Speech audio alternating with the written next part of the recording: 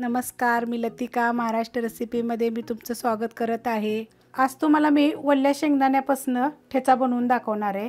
त्यासाठी लागणारे साहित्य, पण त्याआधी चॅनलला सबस्क्राइब करा आणि बेल आयकॉनवर क्लिक करा। त्या भिंगुणाच्या शेंगा आणल्या त्या बघा, सोलून घेतलेले ते ओल्या शेंगा आहेत, त्याचे शेंगदाणे मी काढून घेतलेले आहेत बघा। एक वाटीभर शेंगदाणे आहेत ते, आणि हिरव्या मिरच्या आहेत बघा। ह्या तिखटवाल्या हिरव्या मिरच्या तुमच्या तिखटाप्रमाणे टाका, कमी टाकल्या चालतील, जास्त टाकल्या तरी चालतील। कोथिंबीर आणि थोडा पुदिना घेतलेला आहे, एक गड्डी लसूण सोलून घेतलेला आहे, अर्धा चमचा जिरं घेतलेलं आहे, मीठ घेतले आणि तेल घेतलेलं आहे। कढई गरम करत ठेवलेली आहे, त्यामध्ये आपल्याला ह्या पहिल्या मिरच्या बघा चांगल्या भाजून घ्यायच्या आहेत। डाग पडस्तोर मिरच्या भाजायच्या त्या मिरच्या बघा अशा डाग होस्तोर चांगल्या भाजायच्या, डाग पडस्तोर चांगल्या भाजायच्या, म्हणजे ठेचा असा चवीला चांगला होता। तर बघा असं चांगल्या भाजलेल्या ह्या मी काढून घेते। मिरच्याला बघा कसे डाग पडलेत, असे भाजून घ्यायचे मिरच्या चांगल्या, अशा भाजल्या की नाही की ठेचा चांगला बघा चवदार होतो। आता आपण हे शेंगदाणे वल्ले भाजून घेऊया। ते शेंगदाणे आहेत बघा, शेंगा फोडून ना मी त्याचे दाणे काढलेले आहेत, तर हे चांगले बघा भाजून घ्यायचे डाग पडस्तवर। आणि ह्याचा ना लय भारी लागतो ठेचा बघा वल्ल्या शेंगदाण्याचा। मी 1 किलो शेंगा आणल्या होत्या, पोरांना भाजून दिल्या खायला आणि अर्ध्या ठेवल्या तर ठेचा करायला। मला ठेचा लय आवडतो। तर तुम्ही कधी वल्ल्या शेंगदाण्याचा ठेचा केला असेल किंवा नसेल पण केला असेल तर मला कमेंट करा कसा केला असेल। आणि तुम्ही ना मला ना काय बी बनवलं का नाही तर इंस्टाग्रामवर फोटो पाठवत जा की बाबा मी हे जेवण बनवले की असा, तर फोटो काढून फोटो टाकत जावा। तर आपण ह्याला ना डाग पडस्तोर बघा शेंगदाण्यांना चांगलं खरपूस भाजून घेऊया। शेंगदाणे बघा चांगले भाजलेत बघा, असे डाग पडस्तोर चांगले भाजायचे। कधी कधी काय होतं वरच्या वर नुसतं डाग पडते तर आतपर्यंत भाजत नाही, त्यामुळे एकदा कढई गरम झाली की नाही की गॅस स्लो करायचा आणि भाजायचा बघा। ते शेंगदाणे आतपर्यंत भाजलेले आहेत चांगले। तर आता मी गॅस बंद करते आणि शेंगदाणे आपण काढून घेऊया। बघा ते शेंगदाणे काढून घेतलेले आहेत, किती चांगले असे भाजलेले आहेत। असे शेंगदाणे भाजलेले ना चवीला लय चांगले लागतात। आणि तुम्ही कुणी शेंगा जर अशा वडल्या भाजून शिजवून जर खाल्ल्या असल्या ना तरी मला कमेंट करा। आता आपण हे सगळं बघा खलबत्त्यात कुटून घ्यायचे आहे। शेंगदाणे, हिरवी मिरची तुमच्या तिखटाप्रमाणे घ्या बरं का, आम्ही जरा तिखट जास्तच खातोय।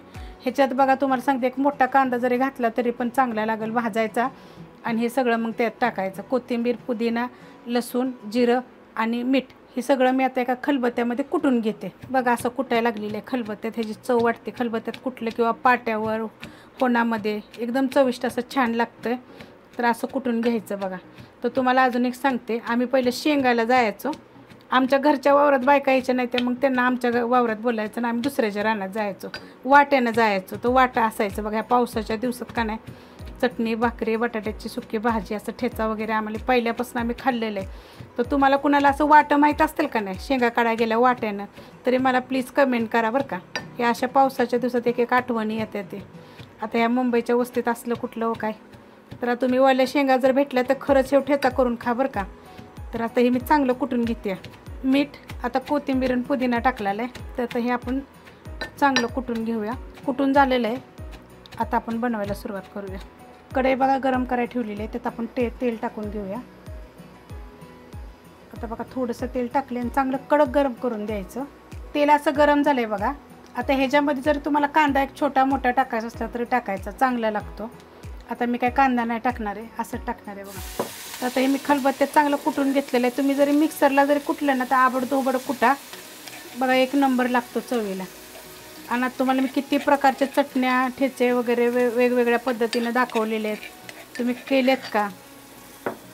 कुणी केले कुणी नाही केले तर तुम्ही इंस्टाग्रामला त्याचे फोटो पाठवत जा आणि बनवून खात जा वेगवेगळ्या।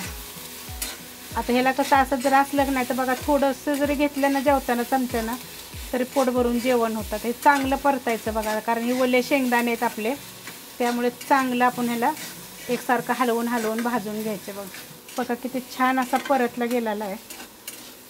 असा परतून घ्यायचा बघा। एक 5 मिनटं झालेत मी एकसारखे बघा असं जरा ठेवायचं आणि मग हलवायचं लगेच। आणि लोखंडाचा तवा, कढई अशामध्ये परता, जर नसेल तर तुम्ही कशात बी केलं तर चालेल, पण ह्याच्यात जर केलं ना तर ह्याचं आयरन पण भेटतं चांगलं असतं। तर मी गॅस बंद करते। आपला ठेचा झालेला आहे बघा, इतका छान असा झालेला आहे बघा। आवडला तर लाईक करा, सबस्क्राईब करा, कमेंट करा आणि शेअर बी करा।